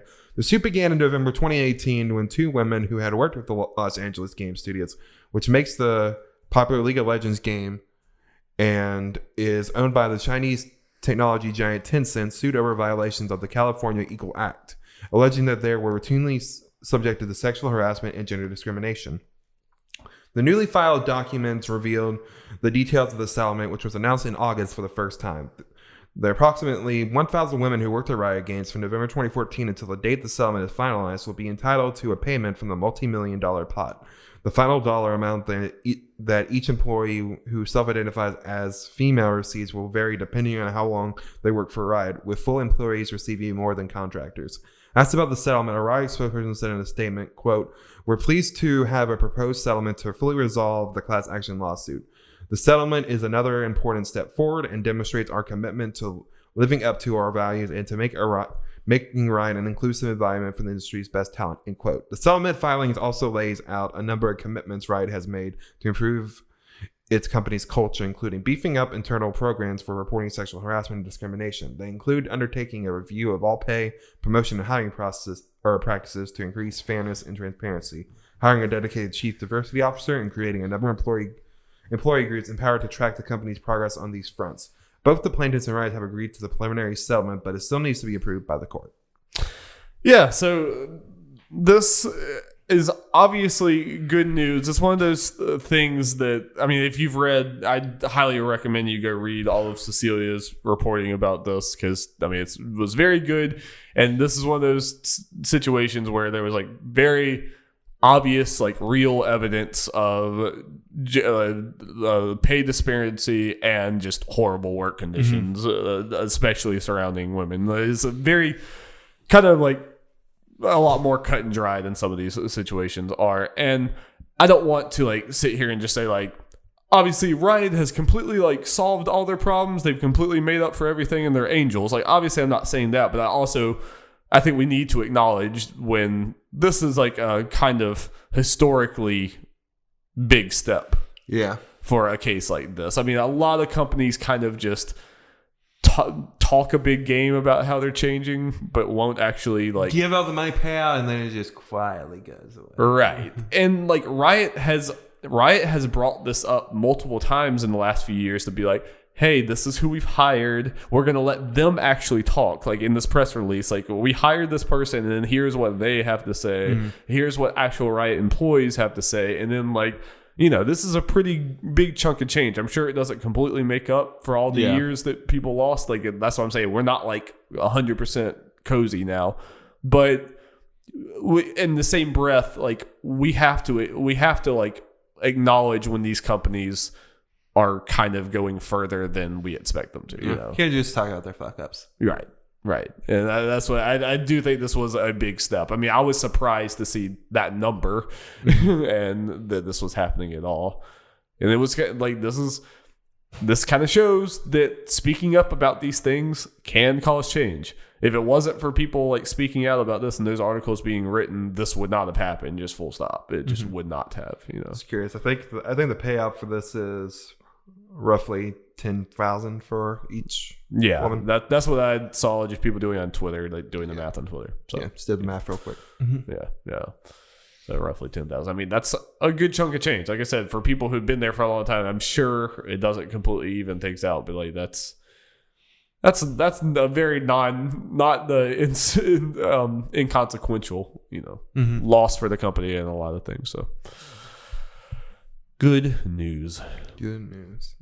You know what? I also have good news, Darby. The State of Play that's coming Tuesday. Oh boy! It's just the Game Awards pre-show, just a few days early. Yeah. Still so strange that they decided to do this of all weeks on the week of the Game Awards. There's so many other weeks around here with nothing going on. I mean, the way I look at it is PSX happened the same week as the Game Awards for a couple years. Yeah, it did. That's the way I look at it. Like, so it's not like it's this is coming out of nowhere type thing as far as having this stuff at the same time. But this kind of feels like PSX is like an event or whatever that you have to orchestrate. Like, this is a video they put online. They could do this anytime they wanted. Like, if they wanted to do this 2 weeks ago, they could have. I mean, so 2 weeks in the future, they could. There's a way potentially, as far as the whole 2 weeks earlier thing, depending what they have, and there's something we really do think they have. It might have been dictated by that game's company. Like, I can't remember. I can't remember the exact circumstance, but I think when we talked about the state of play where Final Fantasy VII emerged, it seemed like timing wise that it was dictated around with time because of Final Fantasy VII and what Square wanted to do, because they were not going to do it without Final Fantasy VII. No, it was like almost exactly a month before E3. Yeah. So it was like, So I think it could be a case of that as for why it happened now. Or they were just like, oh, this is what we usually have PSX, let's just do it now. Yeah. I mean, because end the year on a high note. I mean, spoilers, we're talking about Resident Evil 3. I think... that's not a news item because we're just throwing it in here. I think if Capcom was like, no, we want this date, I think Sony's like, okay. Yeah, because that's probably the big thing from this. Because Resident Evil 3 is being announced soon. I'm going to assume. I assume you agree. Yeah. Because of the whole leak thing on PSN, all that nice looking artwork. And when Keighley coming out and saying, hey, it's not going to be here, it just seems like I would bet a lot of money I was confused because Keighley said that before this was announced. Right. I was like, huh. Then this was announced, like, there we go. There it is. There's where we're getting this announcement, especially since Resident Evil 2 was announced at Sony's E3. Yeah. So I would be really, really surprised if it's not there. I'd be really surprised. Lock it in. It's pretty close to a lock, I think. But yeah. So I guess we can start there, Darby. What do you expect from the Resident Evil 3 stuff? Obviously, I didn't play RE3, so I don't have specific things to say. But like, I'm sure it's going to be in the RE2 engine. So yeah, baby.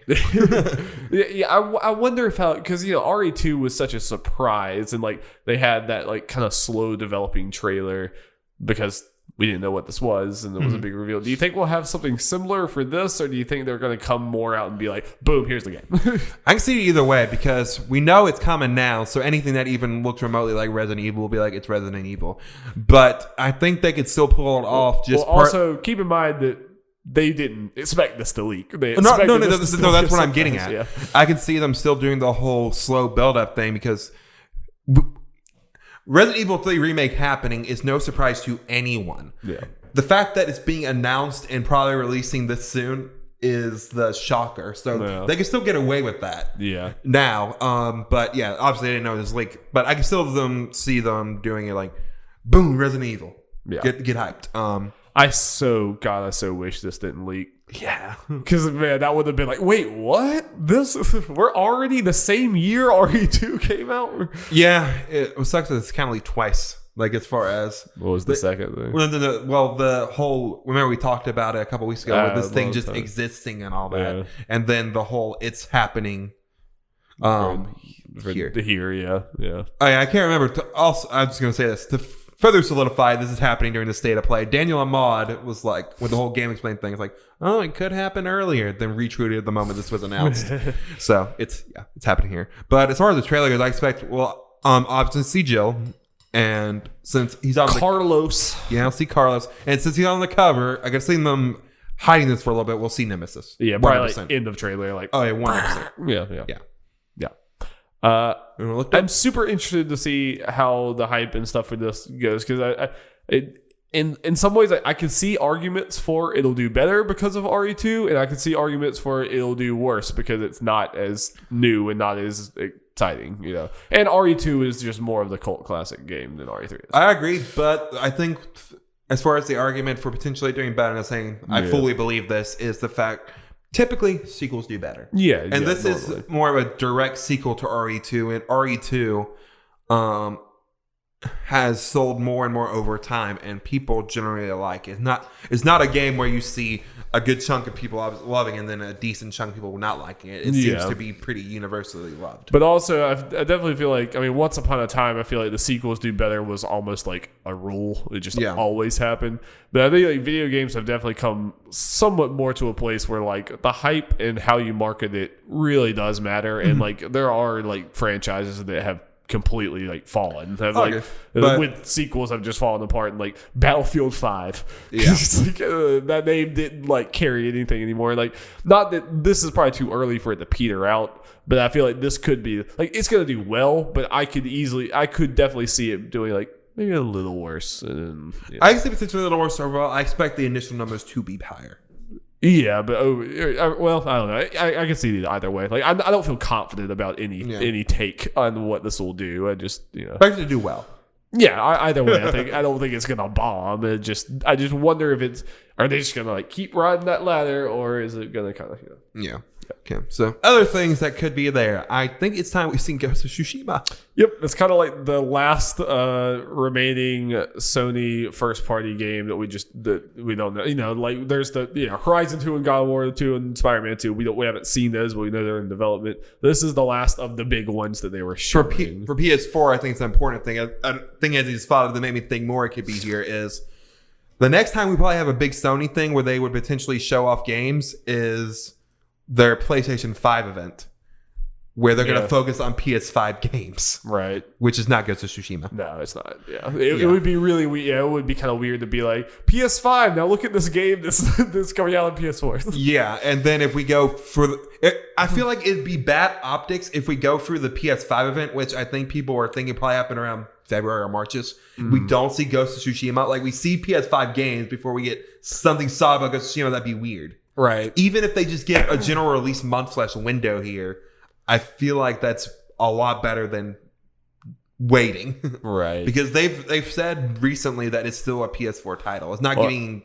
And, I mean, at least Jason Schreier said that he had heard this game was supposed to come out around Last of Us time. Yeah, around that March time, but it got pushed back because of Last of Us. So now I'm expecting this like September, August or something like that. I agree. When did Spider-Man was in September, right? Like sometime around that time is when I expect it. So like I absolutely, especially if that is true, and this game was like expected to release there and it kind of got delayed, not because of it, but because of Last of Us, then like I could see them slapping a date on this because they're confident. They're like, like we're just going to be polishing this game, but it's almost done. Like I don't think it's a guarantee that we'll get a date, but I think there's a decent chance. I think it's going to be at this point weird if we don't see it here. Or you don't see. I just talk about a date. Yeah. I'm just saying, seeing it in general. I feel like it'd be weird. I think seeing it is also almost a lock in. I feel like it's going to be a pretty meaty showing because we really haven't seen much at all. No. We saw like one cinematic fight. Yeah. And that's about it. Yeah. I want to see more of this little trailer. Another thing I expect to see here is a Dream release date. Partly because the release date leaked a little while ago, and also because they announced yesterday while we were recording something. It might have been during the betting special or whatever. Saw it yesterday that they announced that the Dreams early access is ending this week. Right. Yeah. So locked in. It's pretty good timing if there's going to be a state of play immediately. So we'll probably get more details on what exactly is going to come out in the full release. So the story mode they keep talking about, the VR stuff, all that, and whatever random stuff they have. Yeah, that kind of feels like Dream's moment. You got to really sell people on what this actual full release means versus early access, because it kind of seems like nothing new is happening. Or if they're just like Dream's release date, that's not going to be enough. Like show. I mean, again, what makes me feel confident we're at least going to see it's the fact there is stuff that they said it's going to be in this game's full release that they haven't gotten the detail of. So yeah, you got to see that stuff. Yeah. Other things I expect to happen. I kind of expect to see an Iron Man VR trailer just to show this exists, and probably a VR reel. Isn't that coming out early next year? February, I believe. So I expect that. And that Kingdom Hearts trailer that leaked will boom, baby. I could also see that Game Awards. It could be either or. Yeah, it could. Yeah, honestly. But let's get into that, Darby, if we're done with general state of play stuff. I'm excited for the state of play because Ghost of Tsushima, RE3, and Dreams full release details. That alone, especially for 20 minutes, is good for me. I want to walk out of this state of play like pumped for Ghost of Tsushima. It's not like I'm not pumped, but like we have not seen enough. I want to come out of here being like, this looks freaking awesome. I'm adding this to like my hype list. Yeah. Let's talk about that there. Kingdom Hearts 3 Remind trailer, baby. It reminded you of this game. Yeah. So yeah, a trailer leaked, so it is going to have to be officially revealed at some point. Nope, that was a fanfic. Oh, fanfic? Man, deepfakes, man. All that fake voice acting and all that for new lines. It was made in dreams. Oh, made in dreams, okay. Media Molecule faked it. So the trailer happened, a bunch of stuff in it, which we'll go over. But it also said the DLC is releasing on January 23rd on PS4 and February 25th on Xbox One. Poor X-Bone, man. I'm curious. Part of me thinking that the reason the release date is like that is so they can separate the PS4 thing from Final Fantasy VII Remake. But I know I have no idea why they would just release the Xbox One at the same time. I have no idea why they did that. Wait, so you mean you're saying they like pulled the PS4 version up because of that? Maybe, I don't know. I have no idea why they do that. So wait, what's the difference in time between a month? That almost feels like we need more time to optimize something on the Xbox One. Like something's wrong on the Xbox One. But honestly, Square makes enough weird, dumb like scheduling and marketing decisions that what you just said is not that crazy. Yeah, I know. I mean, I know it's a weird thing, but the reason I can say it because it is Square. Because Kingdom Hearts 3 has no marketing allegiance to Sony in particular, because at E3 in 2018 it was at 3 different conferences, but that's Sony and Microsoft. Yeah. So Square is just so in their own head at all times that it's like impossible. I'm happy that I have it on the PS4 because that release date works out so much better for me. Sorry, Kakarot. But anyway, that's before the rush. Yeah. So going into the trailer, Darby watched it. It was a bunch of Nomura nonsense that he had no way to understand. All the cheesy dialogue and not particularly great voice acting. It's pretty bad, but I'm so excited for you. But this seems to be what fans wanted and felt like was missing from the core game. A bunch of extra boss fights, like side boss fights. That's something that was in Kingdom Hearts 2 that not in this game, where you just go find a bunch of Organization 13 members, a bunch of other random monsters that are particularly harder boss fights and more interesting and all that stuff. And that seems to be here, which... So, I mean, how do you feel about the Final Fantasy people and even some of the Kingdom Hearts people being relegated to DLC? Why wasn't this shit in the game? I have no idea why the Final Fantasy characters... You don't put Aerith and Yuffie in a corner, Jeff. You put them in the forefront. Monakuma's pissed. Leon was also there. Leon. But, yeah, I'm not sure why they weren't in the main game. I guess I'm curious what the story reason why also they're de-aged, because they look... Yeah. Because I mean, I wouldn't really know what happened. Because they look more like they did in Kingdom Hearts 1, and they definitely aged them up in 2 because, there's a couple years in between. Don't explain it so much. It's de-aging. They went through the time fall. So that stuff's interesting. There's also some... Looks like they're hinting at explaining some scenes from Kingdom Hearts 3 that... less the mystery, like, what exactly is going on here? Yeah. They're like, we'll explain this later. It's like, okay, Nomura. And the whole thing with, I can't remember, like, your words are whatever at the end, the Noctis knockoff from that special movie thing at the end of the game. It's like... They showed him and things like, oh, look, you're going into this now. You're going into this now. A lot of crazy stuff going on. I'm here for all of it. I think from what I've been reading online, Kingdom Hearts fans are thrilled. Even people that were more down on the game are like, every time I think I'm out, they pull me back in. And me personally, I was never out, so, That's good. Okay. That's awesome. Yeah, so we'll both be embracing the Nomura nonsense mere weeks away from each other. I mean, I'll be doing it twice. Yes, yeah. Yes, we will. You get that double dose, Jeff. You might overdose on them more. Depending, I was thinking about replaying Kingdom Hearts 3 anyway on the higher difficulty that they release later. The Proud mode, or is that the easy one?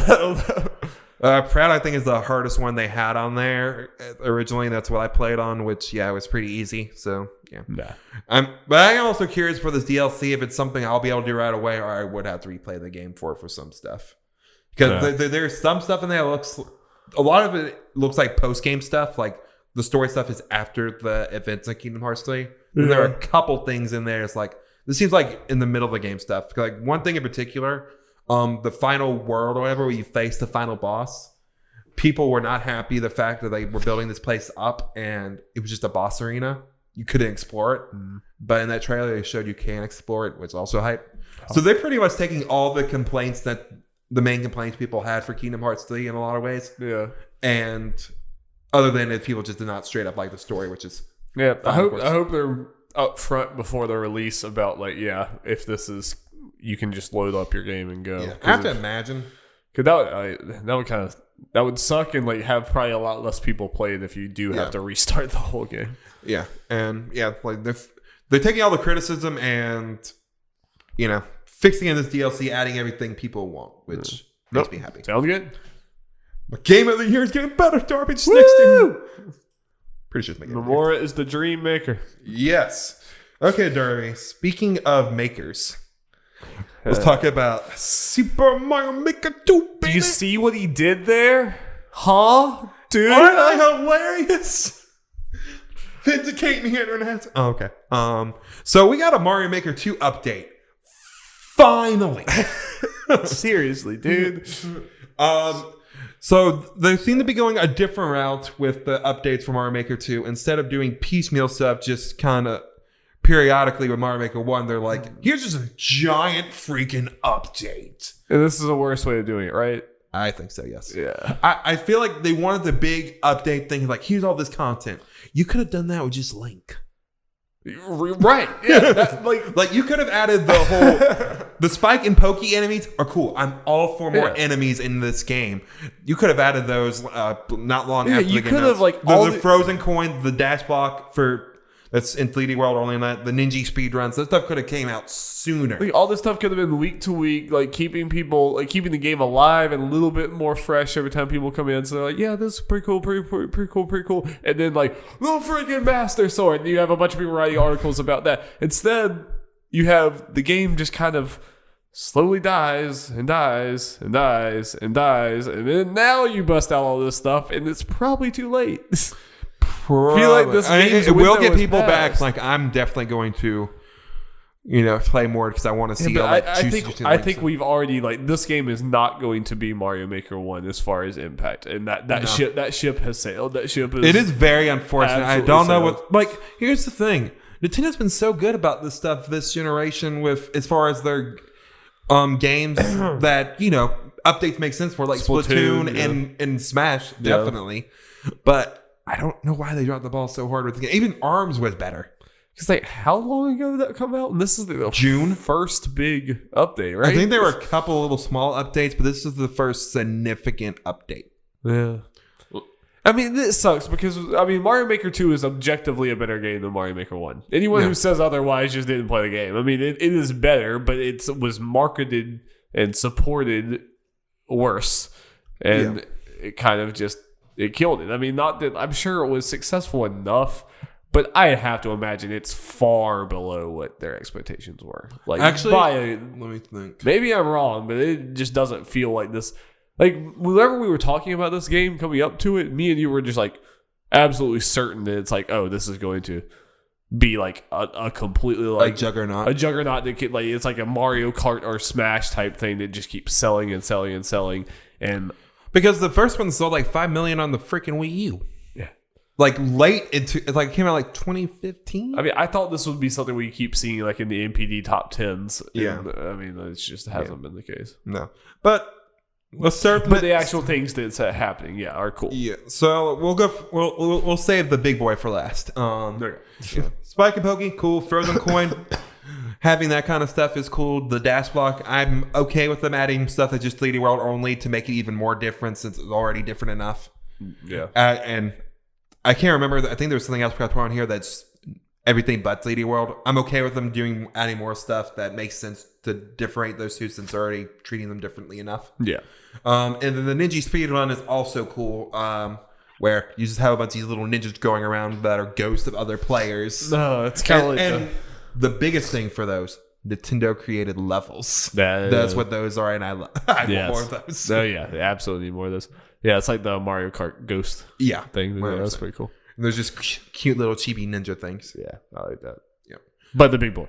The big boy is Link. So the way it works, that you can put the Master Sword in the original Super Mario Bros. Only, which makes sense. Oh, I didn't know that. But it's only for that, because that sprite's a lot easier to switch over than anything else. Yeah, you had to make a whole HD Link sprite, which I could, but then you turn into Link, and it's not just like the costumes in Mario Maker 1.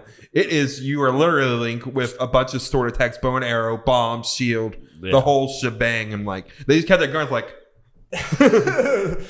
It's one of those things that like just that one addition, even not changing other things, that one addition can change so much. It fundamentally changes the way that people will make the levels around it. Yeah.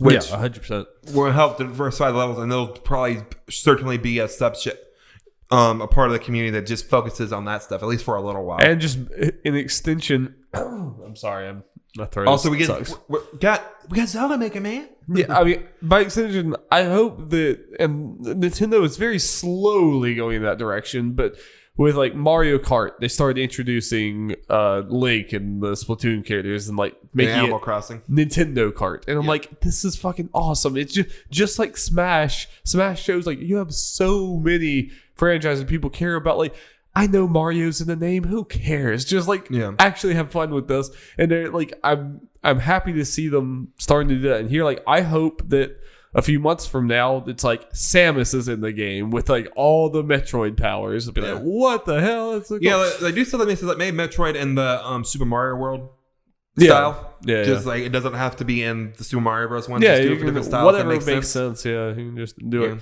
Like I just want them to embrace that more. Like Mario Party should have Link and Animal Crossing characters and all this other stuff. Like, it just opened the doors. It's so much more fun. Well, just with this, like the whole Link thing, like I said, it just will fundamentally change the way people make levels as far as revolving around Link. Like, because of all the stuff that he has, they gotta think, because normal things that would be made more difficult for Mario, you can take care of things more easily with Link and vice versa. It definitely, I feel like it'll be harder to make Link levels because there's just so much more to think about. But you can also make like combat focused levels, which is cool. Yeah, because obviously Mario's more platform. Yeah, like you said, you can make more of an action kind of levels or fighting levels, which be really cool. It's really cool. Yeah, I think people will get very creative with this. I am agree. Okay, Darby. Moving on. I hear you like that there Persona 5, Darby. You know, it's all right. It's a cool little game. You know, whatever. Definitely not in my top of the decade list that I was making. No, not at all. Okay, so Persona 5 Royal is coming out in the US on March 31st on PS4. What a terrible time. What a terrible time. I mean, like, I love this game to death. I absolutely want to replay it with the Royal. I 100% will not be doing this at lunch. But there's no way. Because the bright side to me about this release date is, I'm not getting to this. Right. I probably want to get it to right away anyway. But the fact is, when I am probably going to get to it, it'll be cheaper. That's what I'm hoping to. Like, I can't imagine that I will be at a time where I want to start this until like at the absolute earliest, like September. Yeah. And that's probably the earliest. It'd probably be more later. I mean, who knows? Once I get through that like glut of games at the beginning, I might want to, because I highly doubt that the Royal is going to be something that I sit down and play like all the way through or something. It's going to be something, it's my second time through, so I'm going to be like picking at it here and there. So I mean, depending on it, could just be your replacement for Cyberpunk, what you done with that, as far as your long game that you're just kind of picking away at. So I might end up buying it full price, but I'm definitely not going to buy it in March because I'm just going to wait and see. Like, whenever I'm ready to play it, I'll buy it. But yeah. But that being said, looks really cool. Trailer looks really nice. I'm a little worried about there not being enough added, and apparently the reception in Japan has been kind of lukewarm about how like the stuff that's added is cool, but it's not substantial. Not as substantial as like Golden was. So that's just the general sentiment I've heard, is that it is cool, but it's not like this revolutionary thing that you maybe want it to be. But that's gonna be scramble. There are new palaces and a new character, a lot of new confidants, new areas. Like it looks like enough that like I want to replay this game even without the stuff. So this is just gravy, you know. Yeah. It's one of the things for people like you. If you're gonna replay it, might as well do this one, right? And for people like me who are gonna start out anyway, might as well get. But it's probably not enough new to where it's like I have to put everything down and play this now. It's it's gonna be. Especially since you'll probably be done with Final Fantasy 7 by then, maybe. I don't know. I'll be done with my 4th playthrough of Final Fantasy. Darby, if you do 4 playthroughs of that, I'm gonna have to sit you down. Okay, just 2. Okay, Darby, I'm just gonna. I don't always do this, but I'm gonna read my actual headline I have on here for this news item. Let's see, let me put the timestamp in. Blah, blah. With the headline that like you created. Yeah. Oh, gotcha. Daemon X Machina X Witcher. Jeff's so clever. You know, we don't give Jeff enough credit for how clever he is. Yeah. Okay, whatever. Let's go from Matt Cam from IGN. Geralt of Rivia and Ciri from The Witcher 3 are joining the mech battle action game Daemon X Machina thanks to a new free DLC pack. There's also no need to wait as the DLC pack is available right now. Okay. I guess. This is so random. Sure, I guess. I mean it's good for your Geralt and Smash stream that CD Projekt Red seems to be very willing to just put Geralt. That's why, my tweet was just like, just put him in Smash. It's like, quit wasting our time with this garbage. Like, what the hell? It's like kind of a weird game that seems like it is dead. So you're dead on arrival game. That like Witcher doesn't even fit in any way, shape, or form. It's such I saw a little footage. You just see Geralt is fighting these on the ground against these mechs. It's like, it's funny. It feels really desperate from Daemon X Machina, and like CD Projekt Red is probably like, sure, we'll take the check, have them, whatever, we don't care. Like it doesn't hurt us at all. And Geralt's starting to show up in like everything. It feels like so. Used to Shovel Knight at AAA games. You know what? I think CD Projekt Red. You want to know my crackpot theory? Give it to me. CD Projekt Red did this just to piss off that author even more. The book author. It's just like, oh, are you mad about us making the games? Well, he's in a mech game now. Come at me. Come at me. We can do whatever we want with him. Like they're gonna put him in like a dating sim next and be like, just screw you. Yeah. It's be a Soul Calibur dating sim where we can pair up Geralt and 2B. Yep. The OTP. Yep. This is so bizarre, but I can't wait till January where they add Henry Cavill skin for Geralt. That's it. A stream. I'm not buying that game. Oh hell no. Out of all like the Nintendo games I can think of that they've announced, this was the more that's unfortunately this is the one that most screened like this game's not gonna do well at all. I thought you were saying quality. I was like, not only did it not look great, I played it and it was not great. Yeah, I mean, even from a selling standpoint, it's like even if this is good, it's like I don't think it's gonna have the big appeal that all the other games. Yeah, it stood out for how many directs it was at. It's like you're treating this like it's a big deal, but it's not gonna be a big deal. Yeah, even unfortunately, we don't know expectations for House Chain. Even that didn't set the world on fire. But again, that's a lower budget platinum game, so that didn't need to sell as well. We don't know if that's a success or not. I doubt this was high budget either, but no, definitely not. This is definitely lower budget than Astral Chain. That's what I'm saying. I mean, it's a similar type of thing, but this I have to imagine this did worse than Astral Chain. But 100%. I would be shocked if it didn't. Yeah. Okay, moving on, Dory. We're getting to some bummer news. Sad news. Sad boys. Sad news. This comes from Matt Kim from IGN. Campo Santo co-founder Jake Rodkin has confirmed that In the Valley of Gods is on hold as former Campo Santo developers are busy working on other projects at Valve, including Half-Life Alyx, among other games. That's obviously a lie. Valve doesn't make games. Campo Santo, best known for the game Firewatch, announced their follow-up game In the Valley of Gods at the Game Awards 2017. 4 months later, Valve announced it acquired Campo Santo. Quote, to fans looking forward to In the Valley of Gods, it's probably clear that the optimistic 2019 at the end of the announcement trailer isn't going to be accurate, Campus Santo co-founder Jake Rockins said in a statement to Polygon. In the end, Valve time makes fools of us all. But yes, developers from the former Campus Santo team have joined other projects of Valve, including Half-Life Alyx. As someone who doesn't care at all about Half-Life, someone who liked Firewatch a lot, and someone who thought this game looked pretty dope, yeah, this is a massive bummer. Cause I totally get it from their end. Like, they're probably huge Half-Life fans, and it's just such a big IP. I understand why you would abandon this for that, but again, I don't give two shits about Half-Life, so it is a big bummer. It all kind of and correct me if I'm remembering wrong. I felt like when they announced that Valve was buying Campus Santo, that people were naturally worried about that Campus Santo and Valley Gods would be canceled, and they'd be stop making Valve stuff. And then no, that's not going to happen. And then it happens. I can't remember if they actually responded to it or not, but I don't remember if they did. Maybe you remember something I don't, but I just remember people like myself worrying about this, and sure enough, those fears were warranted, which is a bummer. That game looked like it was going to be. Yeah, but let's make it.